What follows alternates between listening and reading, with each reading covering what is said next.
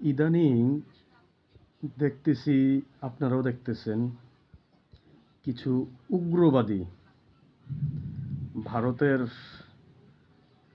ইন্ধনে, ভারতের ষড়যন্ত্রে আমাদের দেশে কিছু উগ্রবাদী সন্ত্রাসী সনাতন হিন্দুদের মধ্যে উস্কানিমূলক কথা বলতেছে।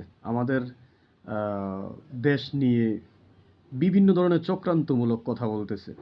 তো আমি অন্যান্য যারা সনাতন ধর্মের আছেন, ভাই বোন আছেন, এবং হিন্দু ভাই বোন আছেন, সবাইকে বলবো, এই যারা এই কাজগুলো করতেছে, আপনারাই তাদেরকে চিহ্নিত করেন। তাহলে তাদের দ্বারায় আমাদের দেশে সামনে খারাপ কিছু অপেক্ষা করতেছে।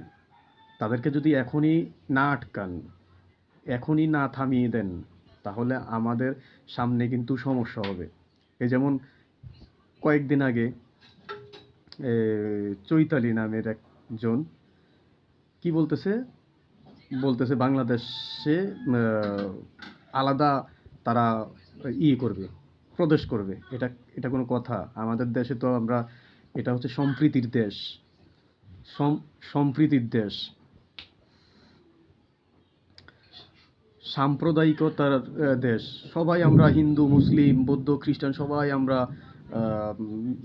শুরু থেকেই করে আসছি, একসাথে বসবাস করে আসছি। এখন হঠাৎ করে এইসব রাষ্ট্রবিরোধী উস্কানিমূলক কথা কেন আসবে? নিশ্চয় ডাল মে কুচ কালা হে। সতর্ক থাকবেন সবাই তাদের থেকে। ধন্যবাদ সবাইকে।